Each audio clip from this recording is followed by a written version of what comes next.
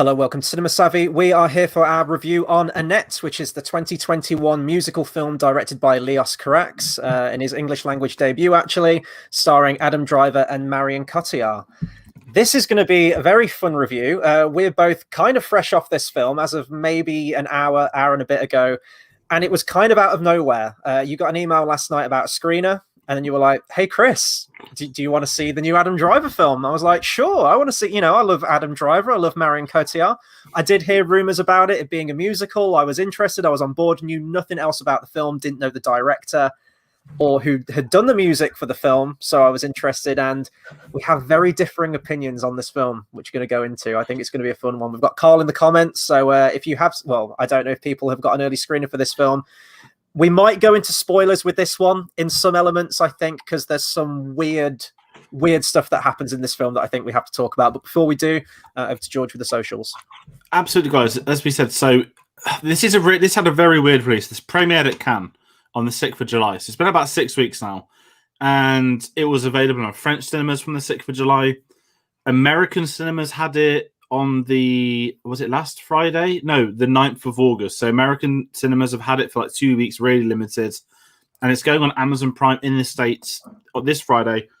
And UK Folk is only going in cinemas for us on September the 3rd, which is very frustrating, given that, again, it's the whole 2 month wait after France type thing. So there's a chance of you've seen this. Don't put any spoilers yet. If we're going to do a spoiler, we'll say it, because it's a very hard film to discuss without at least saying something. So we'll give you a warning. We'll let you know if we're going to bring up any plot point. But, if you want to go in completely clean, you want to know nothing, I'd honestly say turn off this review, because this film, I mean, if you've seen anything about it, you'll know it's divisive for a get-go. That people have walked out, people have cheered for it. It's been the ultimate, and I don't think you get that often anymore, an actually split divisive film from the first couple of minutes. So we will get into that. But if you have seen it, let us know your thoughts. Were you in or were you out? And I'm already, and we're both trying not to do the finish off the Green Goblin quote. So that being said, they said comment, hit that subscribe button, and if you do enjoy this video like the other ones, I'm not saying we haven't done an Adam Driver videos, but there's a lot of videos on our channel for Adam Drivers, and even better thing to plug. In the description there's a link to the Sparks Brothers review that came out a couple of weeks ago, which will get brought up to it, because I've had an interesting theory that I said to you before we hit live about our reactions to it, and I think that's involved. So that's enough of that waffling.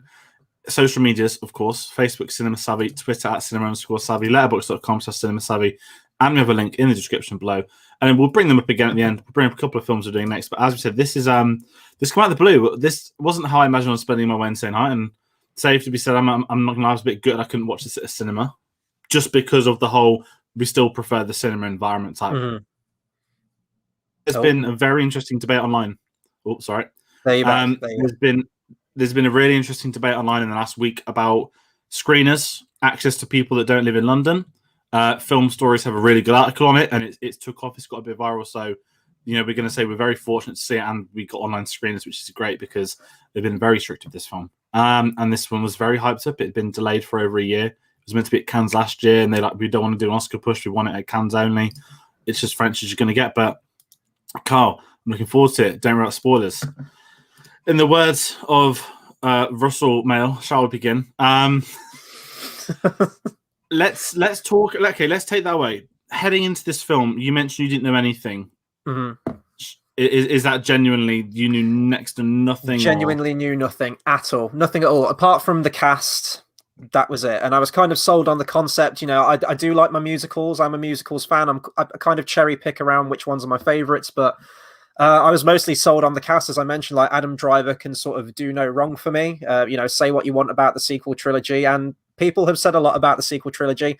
A lot of people are pretty much in agreement that he is the best thing in there, and I'll agree with that. But he's done a lot of other stuff since then and before it as well. I know that you're building up your personal little Adam Driver DVD collection as well, Blu-ray collection in the background. So you've got to add this one to your collection. I'm so sorry, George, that you have to buy this Criterion. film. It'll be a Criterion, I'll tell you. It'll be Criterion. Oh, Jesus Christ. The ultimate snob thing. And I've become one of them. I bought 3 of them now. It's really snobby. It started. But yeah, in terms of the music, like I didn't really know who was doing the music, and I haven't really listened to all that much Sparks Brothers stuff. I think I've only probably listened to one song, in all honesty. And even if I have listened to another song that they've done, I probably don't know it's by them. I'm gonna read the plot for this thing because there is a plot. Surprisingly, it takes a while to kind of find its footing and to know where the film's going, but I will say that about it. So the plot follows a stand-up comedian played by Adam Driver and his opera singer wife, Marion Cotillard, and how their lives are changed when they have their first child. IMDb has another one where it says a stand-up comedian and his opera wife singer have a 2-year-old daughter with a surprising gift. So kind of combine those and you've got your plot for this film. Are we doing initial impressions as well, or just? Yeah, no, I think we should. I think we should for this because it's going to set the tone of what comes next, isn't it? And you know what? And before we both give our reactions to it, I will say this: for a divisive film, it's actually really nice that it's worked out that we've got a split. Yeah, no, absolutely. And as you mentioned, you've seen that documentary, so you know more about their musical style and sort of like the quirky nature of their music and everything like that. So that could absolutely have an influence. In terms of my opinions on this film, I absolutely hated this film. Abusively long. It's about just shy of 2.5 hours, and I felt every single second of this film. And I think where we kind of have a divide as well is that you think this is sort of like not to be taken seriously, kind of a pastiche, a bit of a spoof on artsy-fartsy musicals, sort of like artsy wankery films, whatever you want to call them. I don't think it is. I don't think it is kind of like holding the mirror up to those kind of films, to those kind of musicals. I think it just is one of those musicals. The film to me was very pretentious. The singing from Marion Cotillard and Adam Driver, and we have heard Adam Driver sing before in Marriage Story, which worked for that film in that situation, but I don't want to see Adam Driver leading the charge as the main lead in a musical film because he doesn't have the vocal chops to elevate. And you see that in so many like big screen musicals that come out now. They always get an actor that can't inherently sing in there. And even just in terms of the music, I'm not a fan of the music itself. I think, bar perhaps the opening song for the film, nothing's memorable. It's kind of meandering. It's very repetitive, and there's no kind of like earworm or standout song. And even as like a musical, as like a visual spectacle, taking that music, putting it on the screen and with amazing visuals to go behind it, memorable visuals, you don't really get any of that. It kind of feels, in many respects, it starts off like a musical with its sort of like big, loud, show-stopping number, as most musicals start off with. A lot of people have been comparing it to La La Land with Another Day of Sun, is it called, or whatever? I can kind of see that though, like, I'll never go back to it.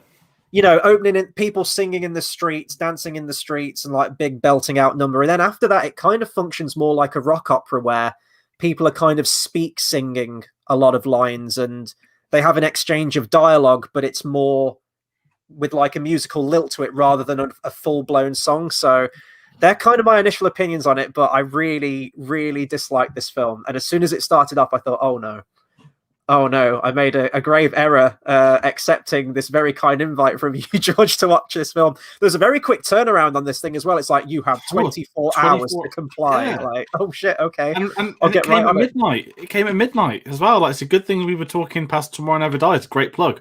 So check that out from yesterday. Right, heading into this, I saw the Sparks documentary recently. I've said this. If you've seen the Bond video, you'll know I'm not music orientated. My knowledge of music is sparse. Is probably the best term for it. The ones I know I like, I listen to. I find music via films essentially. So I don't know the industry like I know film. And the Sparks brothers, my dad really wanted to watch it. He was the right age when they did that famous Top of the Pops performance. I think he was probably about 10, 11 when that came out. Back then, everyone watched it. There's a guy on a keyboard that looked like Hitler. So I went with Dad, knowing nothing about the Sparks brothers, knowing that it was an Edgar Wright documentary. And I absolutely loved it because, and that's why I've tagged it in the review below. When you go into something you know nothing about them, is this going to be a bog standard documentary where it's just two people talking about how great their career was? But it wasn't. It went into the sort of, not necessarily a darker side, but the Sparks brothers were they're like an enigma. And that's what I came out of the film in. They were fascinating individuals, but they're very enigmatic. And obviously, I knew about Annette. Obviously, I'm a massive Adam Driver fan. When this one was announced a couple of years ago, I think he filmed this straight after episode 9. So he probably needed that. And I was curious, and I love Marion Cotillard as well, although I've still not seen La Vie en Rose. I was like, Adam Driver and Marion Cotillard like leading a film together, I'm in. And then when the Sparks one came out, I was like, okay, I've been listening to their music over the last few weeks. I really enjoy what I've listened to. And I was like, okay, this is going to be not what I expect. Because the trailer was very weird as well, knowing that the trailer was very odd for this. And this was, the prestigious. It's at Cannes. We're going to delay it, so it's definitely at Cannes next year. It must open at Cannes. And, I don't mind that, again, it's a French director. You want to be at the French Film Festival, that's fine. Mm-hmm. I was desperate to see this one. I mean, I know Jed's in the comments, and Jed knows exactly how long I've been trying to track this down for, and we'll bring up some of those stuff later on. But this is something where again, I listen to the opening song. I don't normally listen to soundtracks before films come out, and I only listen to the opening song because it was released months ago, and it doesn't give anything away. So I was really excited to watch this today, and my word, I didn't have a clue what was going on. But as an overall, I think I enjoyed it, and that's the key word now, is I think I enjoyed it. So I'm not going to sit here and loud its praises and say, this was, I don't know what the crown and jewel of musicals is, but this isn't up there, obviously. But because I'd seen that Sparks Brothers, I'm on a bit of a Sparks hype. I think I knew this was going to go down very different to how I would imagine a musical. If I hadn't have seen that documentary, I think I would honestly be exactly like you. I'd have sat thinking, what the fuck is this? What is going on? Who is this? What's this? Like, I would honestly believe this, but because I kind of went in there not expecting something weird, but when something bizarre would happen, I'd be like, sounds about right. The way it's heading, it didn't surprise me at that point in time what was happening. So, as an overall, I enjoyed it. It grew a lot more on me as the film went on. I will say that it took a bit of time to get into it. I know we were pretty much in sync with each other as well. Mm-hmm. I think I messaged you like, I don't mind it so far. You were like a minute ahead of me, I think, when you were watching it, weren't we? Because we had a bit of a message exchange when we were watching it. Yeah. And that's the thing. I mean, I was just, again, it's long. A musical's always that I've seen In the Heights. I know a lot of people live In the Heights, but I didn't. So that's why kind of the opening scenes, I felt like a parody of not that, but that whole musical genre of here's the big brooding opening sequence. You remember all of it. Here's the repetitiveness. Here's the big street scene. Here's everyone cheering. Here's you getting ready for a pumping good ride. And I felt straight away with the opening scene of this that this is going to be different. This is definitely very aware of the musical genre. Mm-hmm. And that's kind of where I took it as the opening. I'm just going to really quickly bring this comment by Jed. Definitely grew on me the more I thought about it after watching. Wonder how we both think for by next week. I'm curious. Let's talk, because I know we've both given it's like an opening, right? Don't worry, guys. This isn't going to be a 3-hour epic. God, Can we break even with the runtime of the film? We'll have a 17-minute long credit sequence at the end. Let's throw that in there. Let's talk about the characters. Adam Driver in the role of Henry is the most Henry McHenry is his name. Is his name Henry McHenry? Henry McHenry, yeah. Now I know that. Again, it feels like it's like a Bond villain from the. There's a Bond villain name, from last night that we were talking about. I mean, I love Adam Driver. Like, he's a fantastic actor. Like, his career, it's like we will watch his career with great interest. Like, everything he does, he's not afraid to do some of these quirky films. I think that Red Letter Media said it best, where they were like, Star Wars pays for his mansions and films like this pay for his coffee. And it's like, I can understand that. He's not afraid to do some of these sort of like more independent, low scale films. And I'm sure it was, like an absolute blast for him. It's like this weird, oddball, wacky musical type thing. As I mentioned, I'm not too keen on his singing. Like, as a musical, as a singer, he's not great, but he does get the chance to sort of like flex his acting muscles in this film. Quite literally, he gets his shirt off many times in this film. He is Ben Swallow still. But there's weird sort of like drawn out moments because he's a stand-up comic, and there's loads of scenes where the camera will just sort of like focus on him as he's doing his gig essentially to the people, and he's got quite a deadpan sort of dark humor to him, I guess. And like as the character deteriorates and he sort of like goes off the rails, so too does his act. But there's a moment, it's kind of a spoiler. There's like one moment where he talks about, I killed my wife by tickling her to death, which is a ridiculous, that is a punchline of a joke, it would get a laugh, but the way he delivers it is very dramatic and very serious. And he like plays out the entire event. And it's like he's in like, like an Oscar-worthy drama. Yeah, like an actual drama thing happening. And it's very strange. So he's great in that respect, in that, he is doing so many facets of the character and different acting abilities and like nuances that he brings to this, but I don't know what I have to say. Like, I get what this film's trying to say. I get the themes it's trying to drill in, you know, about like child stardom, the fact of like putting on an act in like show business and the media world and being the center of attention as a celebrity. I get everything that it's trying to say, but I don't even know if I can talk about these characters really, because it's at the front, I'm looking at this as a musical, and I just think that he doesn't have the vocal power to deliver some of these songs. That being said, how a lot of these songs are written, it must be very difficult to sing them, because as I mentioned, a lot of it is kind of speak singing. So you've got to deliver a dramatic performance because it's a film, but you've also got to like keep to time and keep to the beat as, you know, what it is with a song. So it's not up there as like one of my favorite Adam Driver performances. It's weird, it's wacky, and if you love that quirky stuff, then you're probably going to love it. But I do think that when the plot kicks in, which does take a long time for that plot to kick in, and to, you know, when you kind of work out what it's going on about, I'd say that quirkiness kind of goes away a little bit, and the sort of serious, pretentious message I keep talking about kind of shines through more. And as it goes towards the end of the film, that's when I was thinking, you said it was like a spoof or a pastiche. I was like, there is no way, especially when you get to those last few scenes in the film with the message it's trying to convey. I'm like, there is no way that this is like meant to be a farce or anything. They are taking this so deadly seriously, I think. Also, did he lose a whole bunch of weight at the end of the film? Adam Driver for this role? He's probably toning down from Star Wars, maybe. I'm trying to think what he did after. This one's really creepy, isn't it? What film was he doing next? I don't want to spoil the film, but he ends up in a place at the end of this film, and he looks really gaunt and really drawn out and thin, even within context of like the whole film. So I didn't know if he'd lost the weight specifically for that, or if they... Because I don't think they'd have like a big CGI budget for this thing. Like, there's a few moments, and this is the last thing he did before Last Duel as well. And there's probably about a year gap between that filming as well. For maybe 5-6 months, but it's a really interesting character. He starts off as Bill Burr and ends up as Joe Jackson. So I was he's a very interesting one. I think he's the standout. I think one of my problems, and it's kind of leads into Marion, which I'll get into in a bit, but it was billed as like a duo, like a double act, but it's clear as daylight that he is the protagonist, and we know that he's a leading man now. He's been getting out in the last few years. Star Wars has really kickstarted that. And as far as his performance goes, I think he's the best thing in this film, better than the music, better than the choreography, the direction, all of it. He is the standout. He's probably the main selling point of the film now as well. Look at the trailers, it's all over him, all the marketing, and he's a really fascinating actor because, as you mentioned, that scene when it's just him acting for like 5 minutes is really good, and it feels out of place because you're like, if you take that scene out of isolation, say this is a musical, you'd be like, what?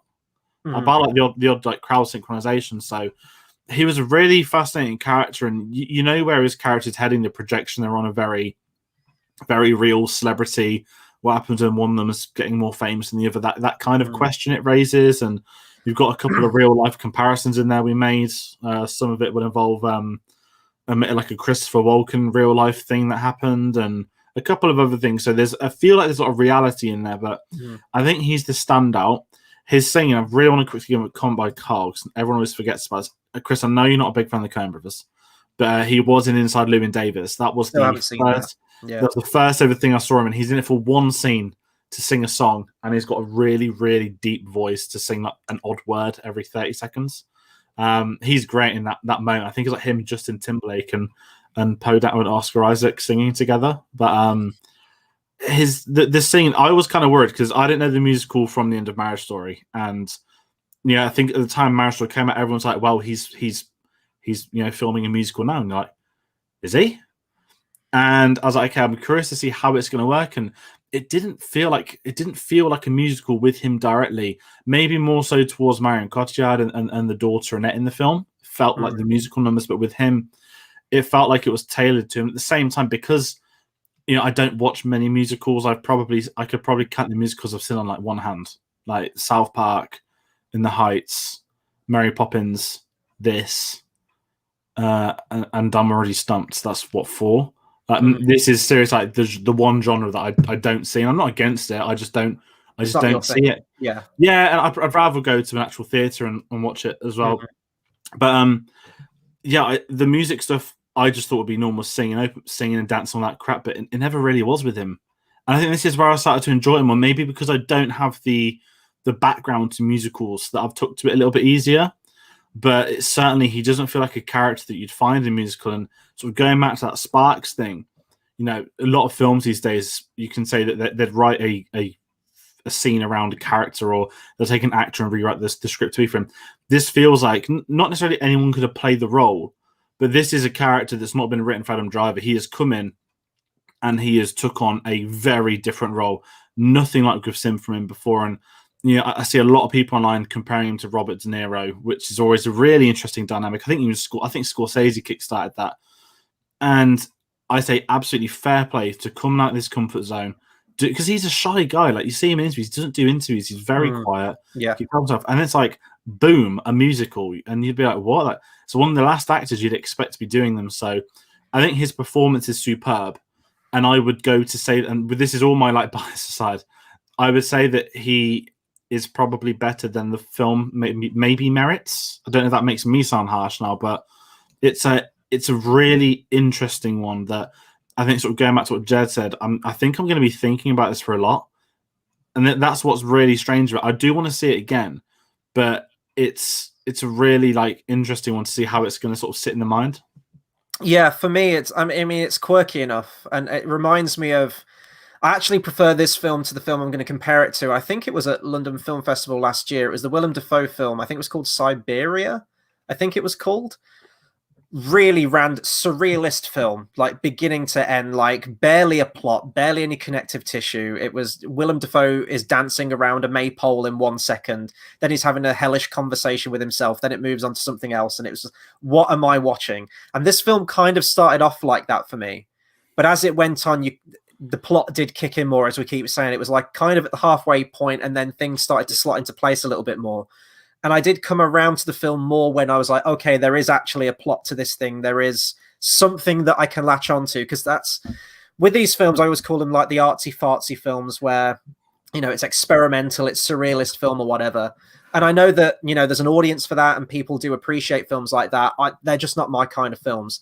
I need story, characters, plot, you know, condensed, tell it kind of thing. And I need to see a story play out in front of me. So when the plot did kick in more, that was fine. Mostly sort of like my criticism against Adam Driver are just his singing with this film. You know, he's a great actor, but it kind of reminded me a little bit of, you know, Russell Crowe. Everyone goes to this. It's like the low-hanging fruit, but Russell Crowe in Les Mis, where it's like, no, prisoner 24601, your time is up, and it's just kind of monotone. It's like one note, and it's not singing, it's kind of speak singing, but a lot of the songs are like that. Moving on to Marion Cotillard's character as Am.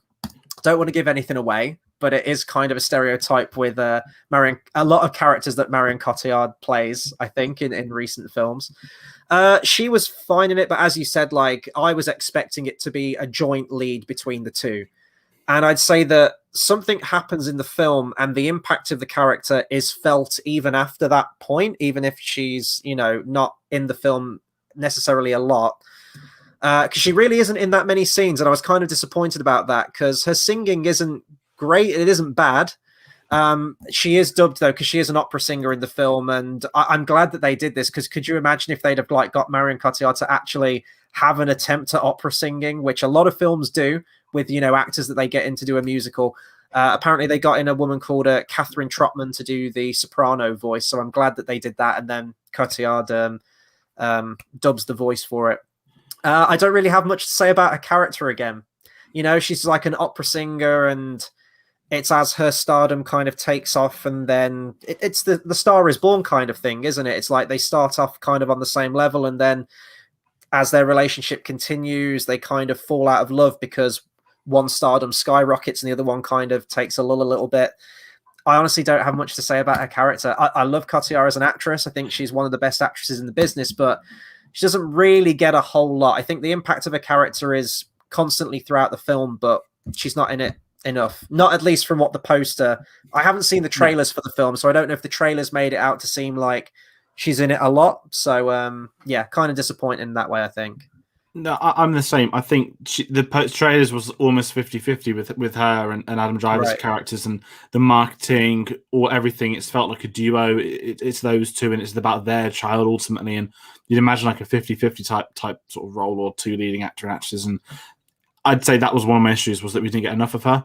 and I think that sort of then puts it more towards Adam Driver, which can be fine, but it just felt different. And I think she's someone that we don't learn enough about her when we're with her. I think the time we get with her doesn't develop her character, whereas all the character development goes on Adam Driver, and she's almost there to serve a plot purpose, I'd argue, with stuff that happens towards the end as well. Is it Simon Helberg? Is that his name from Big Bang Theory? Oh, I just had it on here. I didn't want to pronounce the surname wrong. Simon Helberg. Yeah, no, you got it. Yeah. So, his character, again, in a lot of the marketing, and he's really only in it for a couple of scenes as well. And it's quite disappointing with that because, and it's a long film as well. It's not like, they just dip in and out. There's certain characters, and I was very curious to see him in this film. People were raving about him. People were talking about him being up for Best Supporting Actor at the Oscars. And then he's not in it. And that's another thing that, when you're seeing a film after everybody else, it's really interesting to see what people have said beforehand. And certainly, I think I was let down in Marion, Cotillard, Simon Helberg. Not their fault.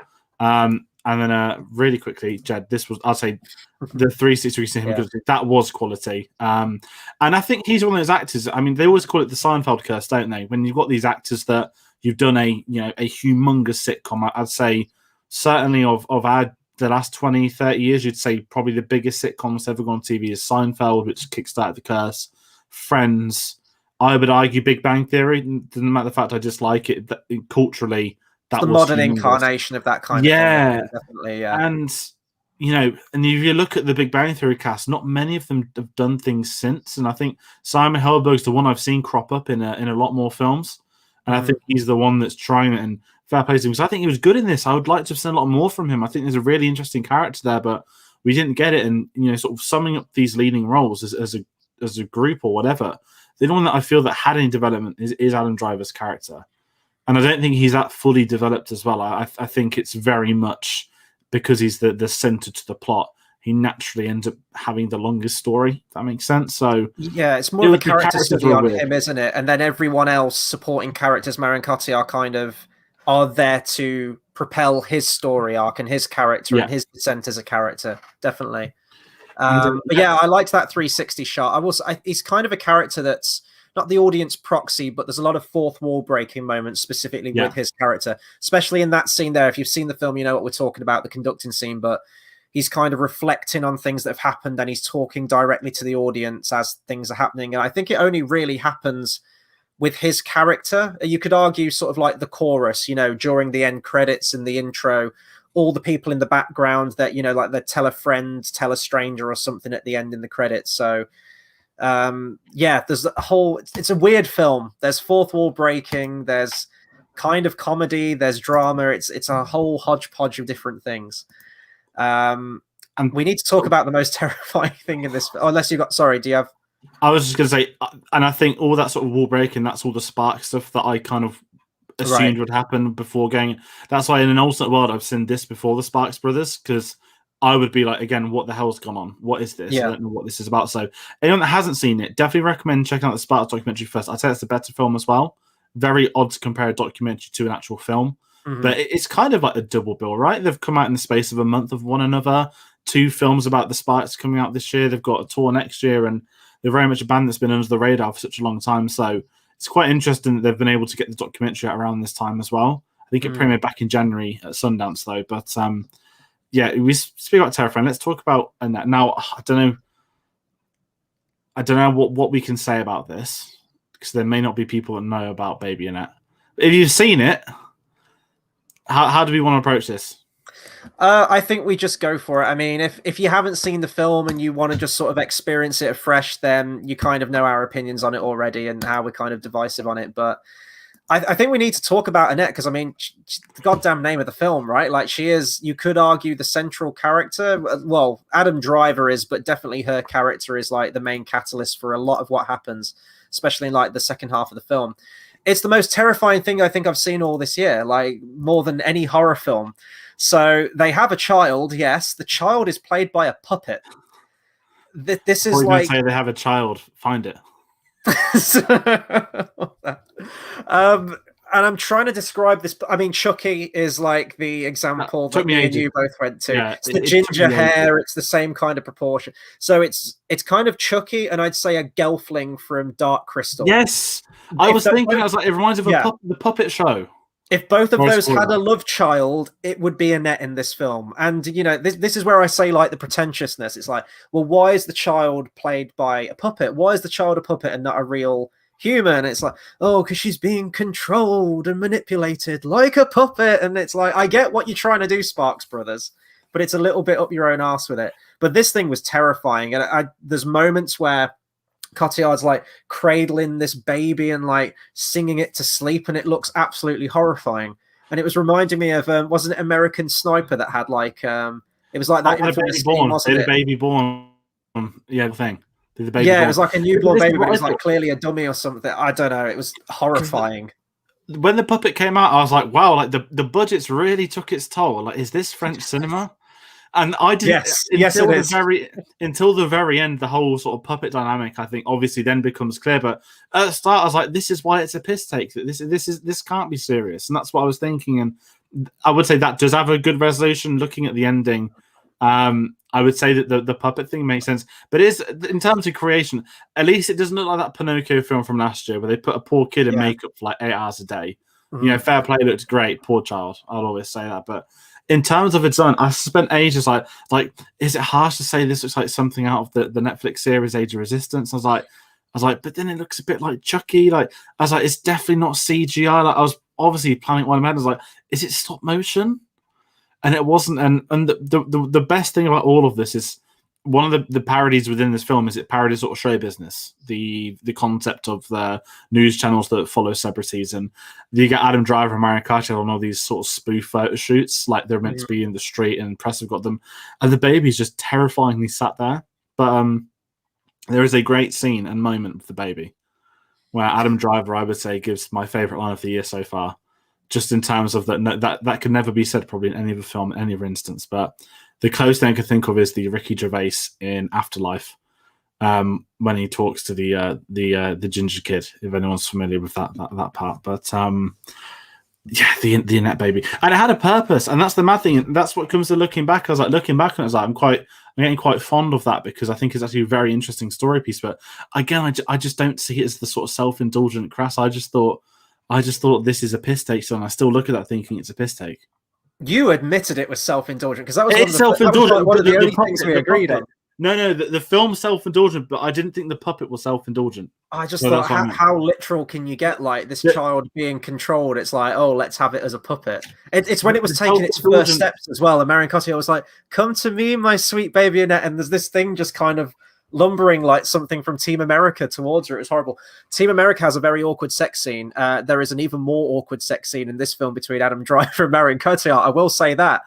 It probably has topped my list of awkward sex scenes in films. Forget your Watchmen's, forget your Matrix Reloadeds. This is the number one seat now for that. I'm going to leave it there. I knew of this heading in, and when we watched Sparks with him, I was like, "Do you think I like Annette?" And I was like, "No, I can't. I mean, they're out for this week, but no way can I sit down and watch this with a relative. A, who would have hated it, but then you would have had those scenes as well."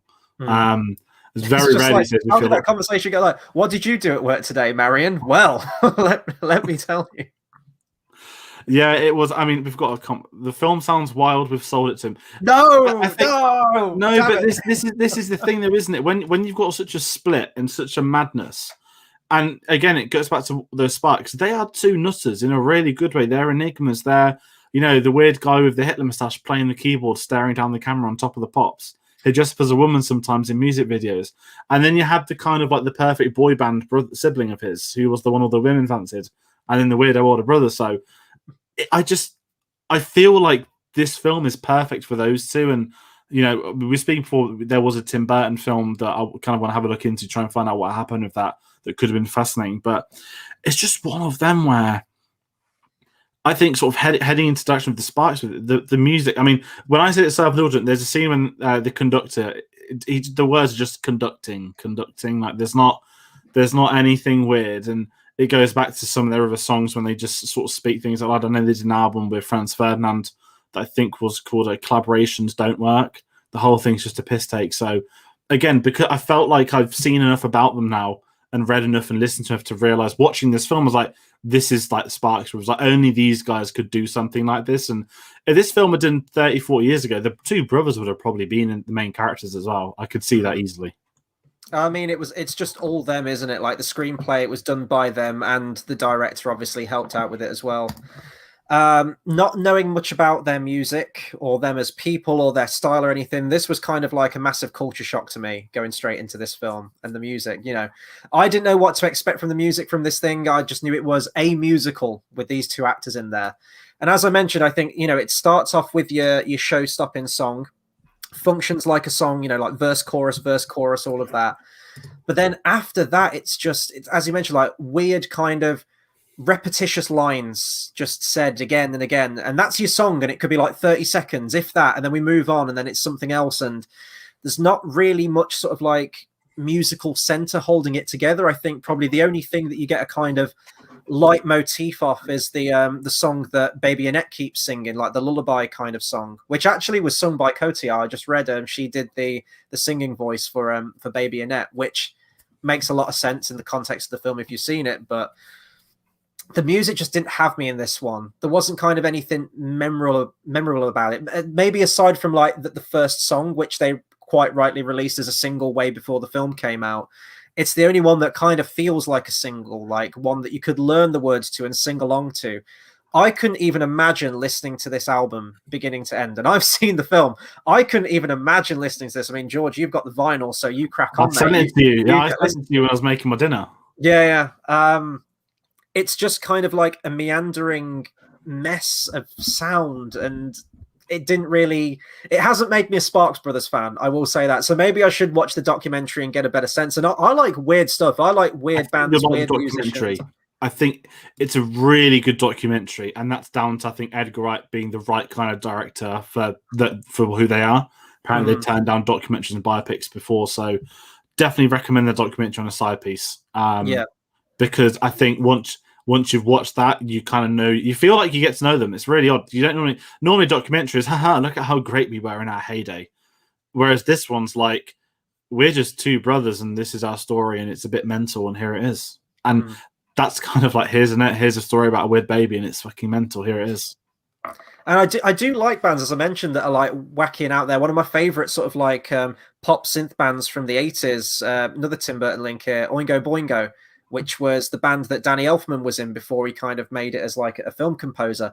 Really wacky, out there, sort of like darkly macabre kind of music to it.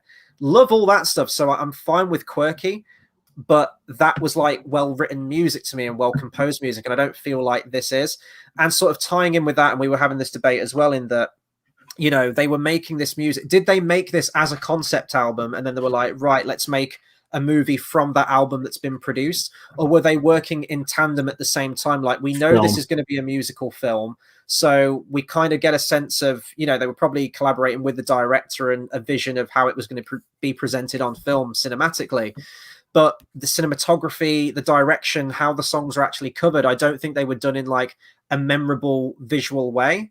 It was just kind of coverage. It was like two people just like standing opposite each other, just sort of singing back and forth, or walking down a corridor or on a balcony, just singing with each other. And there was no kind of visual flair to it. Say what you want about La La Land. And, we have said a lot about that film, kind of in the middle, or we've liked it, or George, I know you hate that film.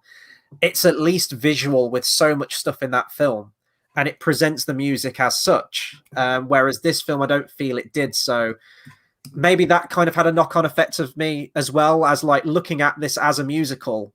Bar the kind of like the poster and that moment, there isn't really anything visually stand out for the film to me. It was just kind of very standard. Yeah, no, I'd agree with the cinematography is weird. The set designs try and be, you get some really unique locations and then it drops off to something quite odd and very standardized. So no, I agree with a lot of what you said there as well.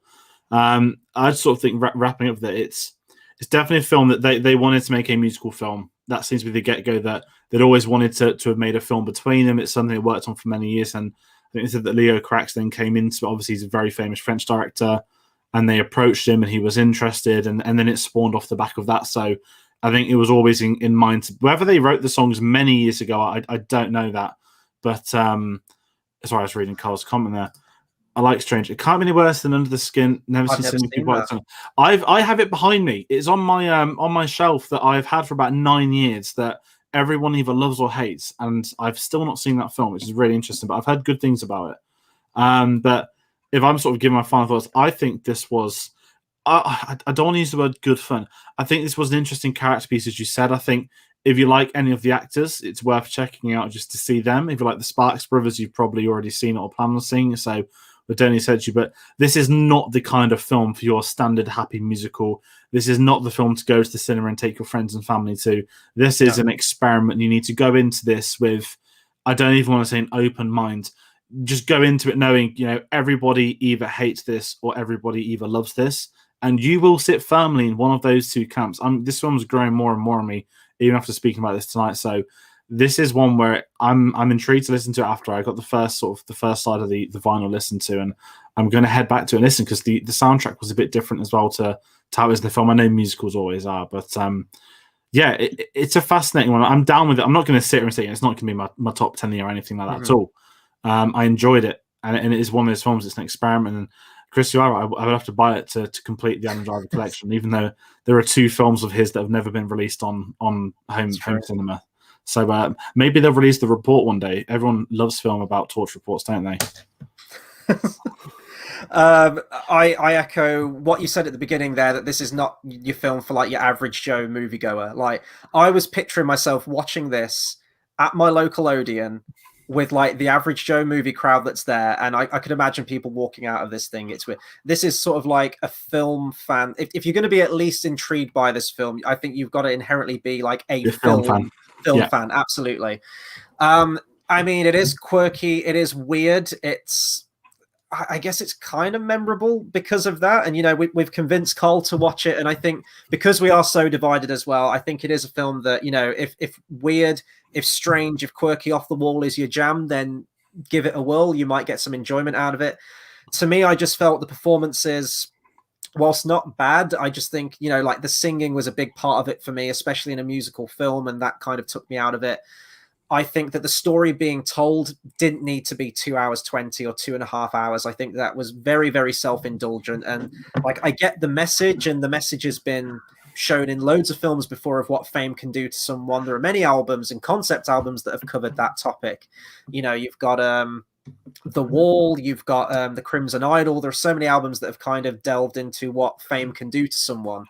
And I actually think that if this was just a concept album made by the Sparks brothers, it wouldn't be my kind of thing. It's not my kind of music, but I think there's an audience there. I just think that as a film, as a visual medium, they didn't translate the music in a particularly compelling way. So as a fan of musical films, the visuals and the spectacle of it didn't really cater to me either. So it was this very strange film that I watched today on this Wednesday evening. And, maybe I will keep thinking about it, just how weird it is, but it wasn't my kind of thing. I did feel like the film was kind of up its own arse a little bit artsy, a little bit fartsy, a little bit pretentious here and there.